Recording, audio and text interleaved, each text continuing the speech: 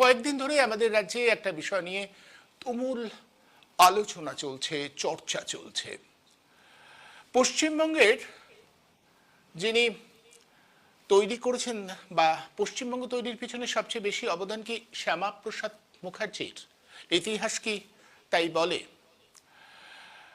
আমরা জানি কিভাবে বঙ্গ ভাগ হয়েছিল, প্রাদেশিক আইনসভায় কিভাবে বিভিন্ন নির্বাচিত প্রতিনিধিদের মতামত নেওয়া হয়েছিল, তাতে কতটা প্রভাব ছিল শ্যামাপ্রসাদ মুখার্জির তা নিয়ে রীতিমতো চর্চা চলছে, চাপানুতোর চলছে। কিন্তু ইতিহাসে তো একটা নির্দিষ্ট তথ্য আছে, সূত্র আছে। সেই সূত্রটা কি বলছে? শুধু তাই নয়, আচমকাই আমরা দেখলাম যে কলকাতার একটা রাস্তার নাম পাল্টে দেওয়া হলো। পাল্টে দেওয়ার পরে আমাদের মাননীয় মুখ্যমন্ত্রী তার এক্স হ্যান্ডেলে যা লিখলেন, অনেকেই বলছেন ইতিহাসের বিকৃতিকরণ হচ্ছে। যার কথা তিনি উল্লেখ করছেন তার নামে ওই রাস্তা তৈরি হয়নি।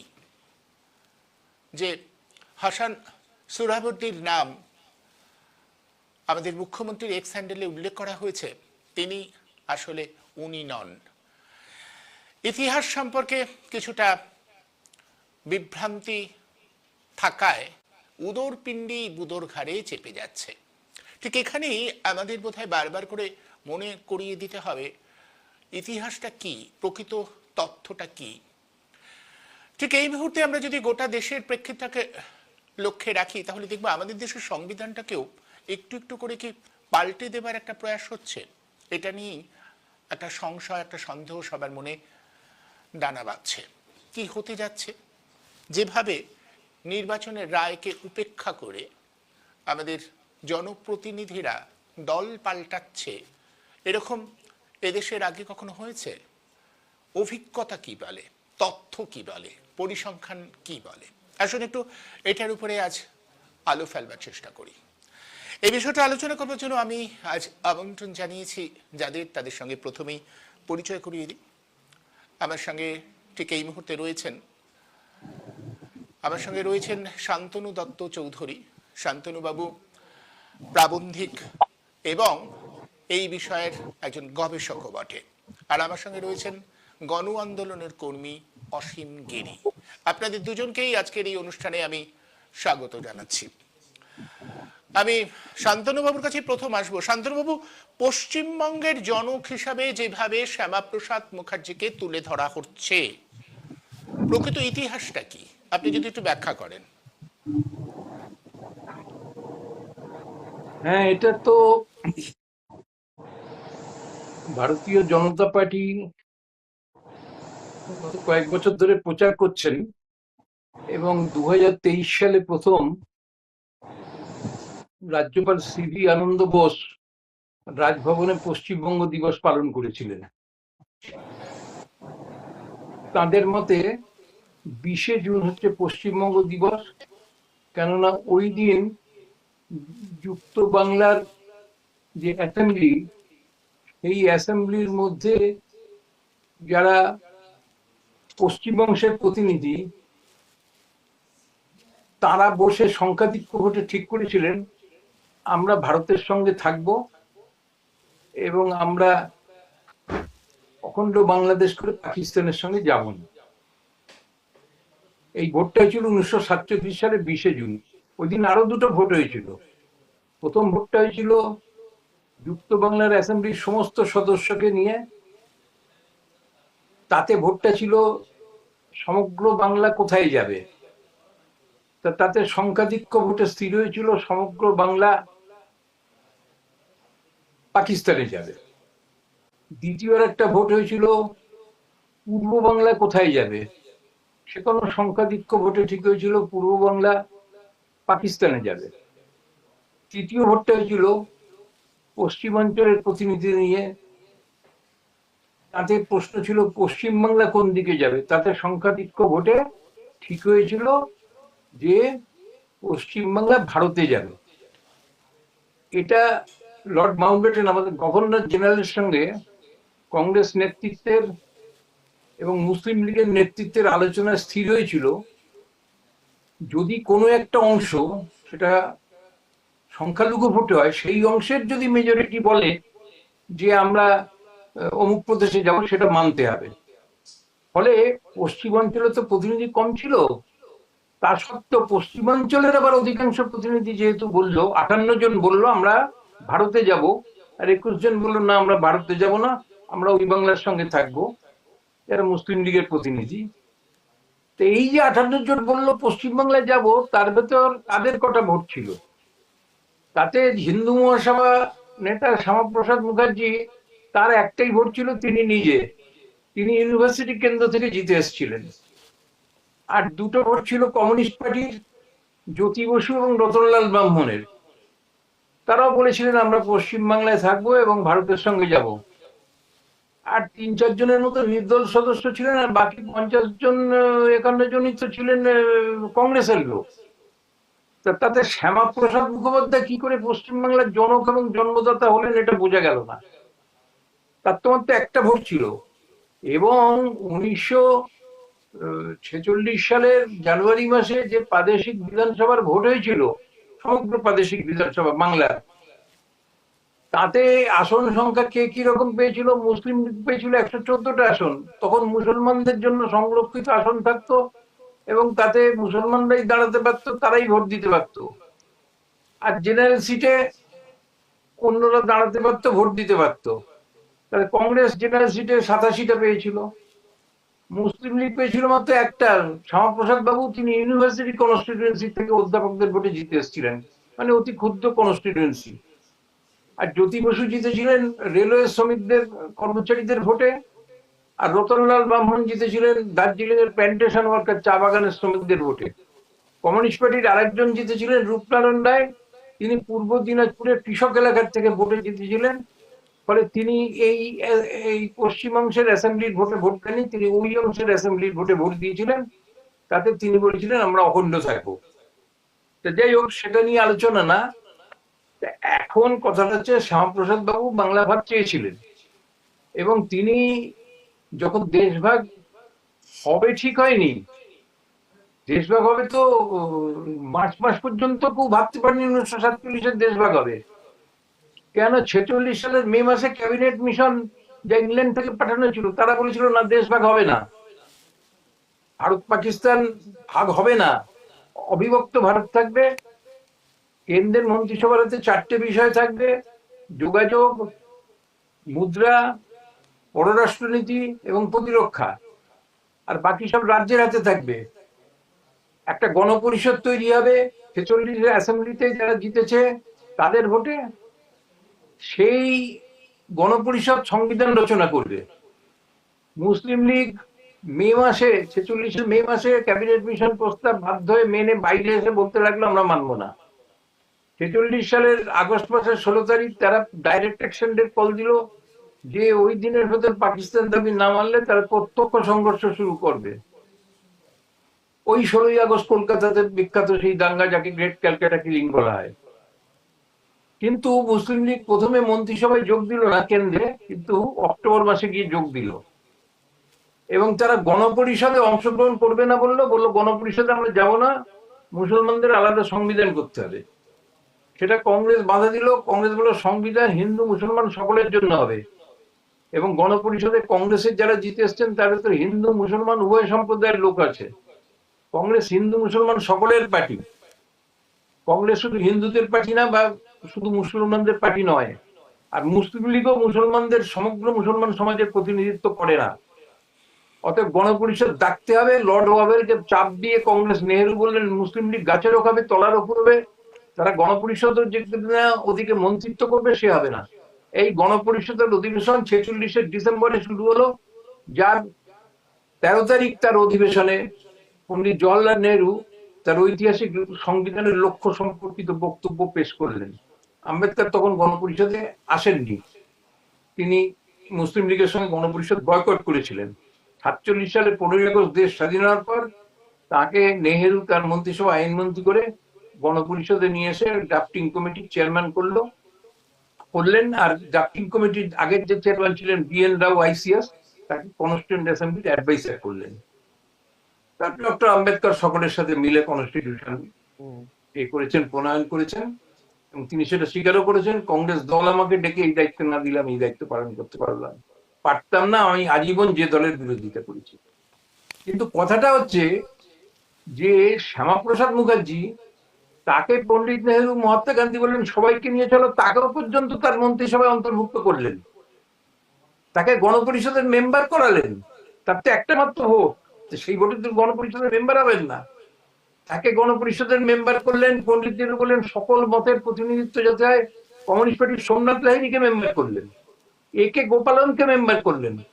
এই আমাদের গণপরিষদ সংবিধান প্রণয়ন করলো। তা সংবিধান প্রণয়ন করার ক্ষেত্রে এবার তাদের কি অবদান? আরএসএস তো বলেছিল আমাদের মনুর সংহিতা থাকতে আমরা কেন আধুনিক সংবিধান করতে যাব। তাতে নেহরুকে বলেছিল স্ট্যান্ডবাজি করছেন উনি, এই প্রাপ্তবয়স্কের ভোটাধিকারের ভিত্তিতে গণতন্ত্র, এটা একটা স্ট্যান্ডবাজি। তা আজকে তো সেই গণতন্ত্র আজকে 70 বছর টিকে আছে। আমাদের প্রধানমন্ত্রী মোদীজি তো বিদেশে গিয়ে বলেন দেখুন আমাদের ভারতীয় গণতন্ত্র কি মহান, আমি একটা চাওয়ালার ছেলে, আমি পর্যন্ত প্রধানমন্ত্রী হতে পারি, বলেন তো। সংবিধান যখন প্রণয়ন করা হয় তখন আরএসএস এবং হিন্দু মহাসভা ঘোরতর ভাবে তাতে বাধা দিয়েছিল। শ্যামাপ্রসাদ বাবু চুপচাপ ছিলেন, বিরোধিতা করতে যাননি, কারণ তিনি নেহরু মন্ত্রিসভার সদস্য তখন। এই সমস্ত বিষয়গুলো লোকে জানে না বলে সমস্ত ব্যাপারটা গুলিয়ে দিতে চেয়েছেন পশ্চিমবাংলার জন্মদিবস নাকি 20শে জুন। আবার দেখলাম রাজ্য সরকার ঘোষণা করেছেন 6ই জুলাই শ্যামাপ্রসাদ মুখার্জির জন্মদিনে একদম। ছুটির দিন ঘোষিত হয়েছে। যে ভদ্রলোক জীবনে কোনোদিন ব্রিটিশ সাম্রাজ্যের বিরুদ্ধে সংগ্রাম করলেন না, একদিনও জেলে গেলেন না, তার জন্মদিনে ছুটির দিন। ছুটির দিন যদি করতে হয় তাহলে 8ই ডিসেম্বর করতে হয়, যেদিনকে বিনয় বাদল দীনেশ রাইটার্স বিল্ডিং আক্রমণ করেছিল। ছুটির দিন যদি করতে হয় তাহলে তৈলক্য চক্রবর্তী মহারাজের যিনি 30 বছর ব্রিটিশ আমলে জেলে ছিলেন তার জন্মদিনে ছুটি ঘোষণা করতে হয়। আমাদের প্রথম প্রধানমন্ত্রী পণ্ডিত জওয়াহরলাল নেহরুর জন্মদিনও তো ছুটি হয় না, তিনিও তো 10 বছর কারাবাস করেছেন। সংঘ পরিবার কে কারাবাস করেছে আপনি বলুন? সাভারকার, উনি কারাবাস করেছেন, তার মুচলেখা দিয়ে ছাড়া পেয়েছেন। এই কথাটা রাহুল গান্ধী বলেছিল বলে তার বিরুদ্ধে মানহানির মামলা করেছে মহারাষ্ট্রের একটা কোর্টে, সাভারকারের নাতি। তারপর সেদিনকে রাহুল গান্ধীর উকিলের জেরায় সে স্বীকার করেছে, হ্যাঁ আমার ঠাকুরদা মুচলেখা দিয়েছিলেন মুক্তির জন্য। আপনার ঠাকুরদা কি মুক্তির পরে কোনোদিন জেল খেটেছেন? বলেন না, তিনি মুক্তির পরে আর কোনোদিন জেলে যাননি। 1921 সাল থেকে 47 সাল পর্যন্ত আর কোনোদিন জেলে যাননি। তাহলে রাহুল গান্ধী ভুলটা কি বলেছেন? বললেন না উনি ভুল কিছু বলেননি, তবে আমাদের সেন্টিমেন্টে আঘাত লেগেছে। বলে আপনার সেন্টিমেন্টে আঘাত লেগেছে বলে একটা মামলা করে বসে থাকে। আর আমাদের সুপ্রিম শান্তনুবাবু, কোর্টের এক আপনি এটা বিচারক বলুন, দীপঙ্কর দত্ত। শান্তনুবাবু আমি এটা একটু আপনি একটু পরিষ্কার করুন যে যেভাবে এইটা প্রচারটা সামনে নিয়ে আসা হচ্ছে যে শ্যামাপ্রসাদ মুখোপাধ্যায় তিনি পশ্চিমবঙ্গের জনক, তিনি না থাকলে বাংলাটা নাকি থাকতো না, পশ্চিমবঙ্গ হয়েছে তার জন্য। এই যে প্রচারটা একেবারে চাপিয়ে দেওয়া হচ্ছে, এই প্রচারটা তথ্যগতভাবে আপনি বলছেন একদম ভুল। আপনি আরেকবার একটু বলুন তো একদম একেবারে ভুল, ইয়ে দিয়ে। একদমই ভুল। তার কারণ হচ্ছে যে আমি তো দেখালাম উনি তো একা সদস্য, উনি কি উনার একার ভোটে কি পশ্চিমবঙ্গ ভারতে যাবে ঠিক হয়েছিল? সে তো 58টা ভোট পড়েছিল, তাহলে তো কমিউনিস্ট পার্টির 2টো ভোট ছিল, কংগ্রেসের প্রায় সবচেয়ে বেশি ভোট ছিল 52-53টা ভোট কংগ্রেসের। ছিল।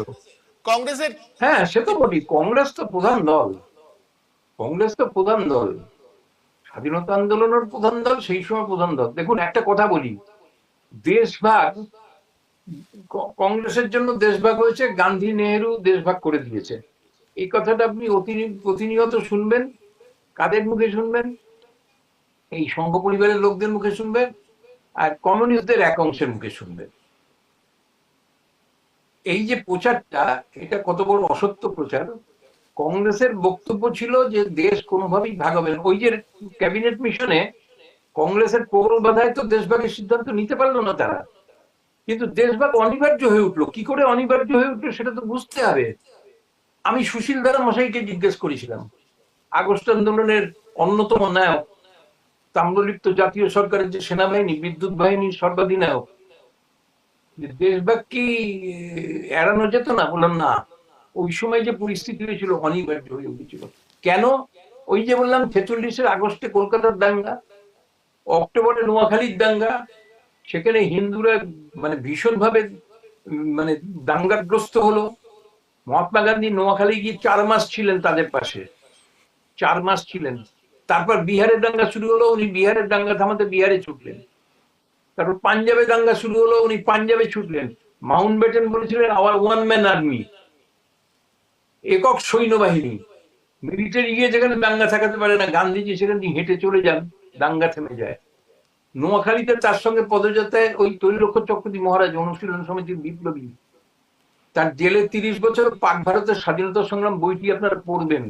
তাতে নোয়াখালীর অভিজ্ঞতা তিনি লিখেছেন যে শীতের সময় মানে ধান কেটে নিয়ে যাওয়ার পর গোঁজগুলো দাঁড়িয়ে রয়েছে, তার ভেতর দিয়ে এই বৃদ্ধজি খালি পায়ে বলে, যে মাটিতে এত নিরীহ মানুষের রক্ত ঝরেছে সেই মাটিতে আমি পাদুকা পরে আমি হাঁটতে পারবো না। সমগ্র নোয়াখালী যাত্রা উনি পায়ে হেঁটে করেছেন এবং পা ক্ষতবিক্ষত হয়ে গেছে। এবং কিছুদিন পর, কয়েকদিন পরে উনি সবাইকে বললেন, আমার সাথে সাথে ঘুরো না, এক একজন এক একটা গ্রামে গিয়ে বসো। সেই গ্রামে গিয়ে বসে সংখ্যালঘু হিন্দুদের মনে সাহস ফিরিয়ে আনো, সম্প্রীতির ভাব ফিরিয়ে আনো মুসলমানদের মধ্যে। ভয় পেও না, তোমরা যদি ভয় না পাও কেউ ভয় পাবে না। তো বলছেন যে আভা গান্ধী, মনু গান্ধী, একজনের বয়স হচ্ছে 21 বছর, একজনের বয়স হচ্ছে 17 বছর। এই দুই কিশোরী বা সদ্য যুবতী গ্রামে গিয়ে খোপরার চাল মাথায়, চারপাশে কোলা, সেইখানে গিয়ে দিনের পর দিন রাত কাটালেন। এই দুর্জয় সাহস গান্ধীজি তাদের মধ্যে দিলেন। অশোকা গুপ্তা, আইসিএস শৈবাল গুপ্তা স্ত্রী, উনি নোয়াখালীতে গান্ধীজির সঙ্গে গিয়েছিলেন। উনি তার কোলের বাচ্চা কস্তুরী গুপ্ত মেনন, এই আমাদের অসীম চেনে, কস্তুরী গুপ্ত আইএস অফিসার ছিলেন, জ্যোতিবাবু সেক্রেটারি মেননের সঙ্গে বিয়ে হয়েছিল, ও তখন 2 বছর কোলের বাচ্চা। তাকে নিয়ে অশোকা গুপ্ত গ্রামে একা দিন কাটালেন মানুষের মধ্যে সাহস ফিরিয়ে আনার জন্য। এই এত বড় বড় হিন্দু মহাসভার নেতা, আরএসএস এর নেতা, কেউ তো নোয়াখালীতে গিয়ে বিপন্ন হিন্দুর পাশে দাঁড়ায়নি। দাঁড়িয়েছেন তো গান্ধীজি। এবং তৈলক্য চৌধুরী লিখেছেন, যাওয়ার সময় উনি বলে গেলেন যে আমি আবার তোমাদের কাছে ফিরে আসবো, সে কাহিনী পড়ে আসবো। তৈলক্য চক্রবর্তীকে বলেন তুমি কি করবে? তৈলক্য চক্রবর্তী বলেন, আমি বাপু আমি পাকিস্তান ছেড়ে যাবো। উনি পাকিস্তান ছেড়ে আসেননি, পাকিস্তান ছেড়ে যাব না, আমি এই দেশেই থাকবো। তা যদি থাকো তাহলে তুমি আরো কিছুদিন নোয়াখালীতে থেকে যাও। আমি নোয়াখালীতে জয়াক বলে একটা গ্রামে ছিলাম, কাজীর খিলের সতীশ দাশগুপ্ত মশাই ছিলেন আরেকজন বিখ্যাত গান্ধীবাদী। এই জয়াগে একদিন খবর পেলাম যে মহাত্মা গান্ধী নিহত হয়েছেন। সেই খবর পেয়ে আমি পায়ে হেঁটে কাজীর খিলের দিকে রওনা হলাম। পায়ে হেঁটে ছাড়া উপায় নেই, নোয়াখালীতে আর গাড়ি ঘর কোথায় পাবে?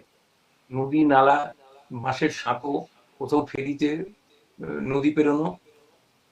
সেই যে যাচ্ছি, আমি যেতে যেতে দেখছি খবর আগুনের মতন ছড়িয়ে পড়েছে, মহাত্মা গান্ধী নিহত হয়েছেন।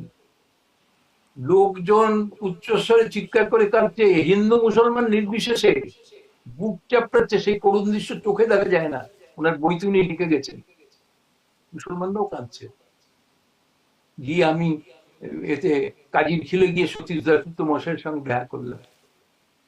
এখন কথাটা হচ্ছে যে এই যে সংগ্রাম সাম্প্রদায়িকতার বিরুদ্ধে, ব্রিটিশ সাম্রাজ্যবাদের বিরুদ্ধে, সেই সংগ্রামে এরা কোথায় ছিলেন?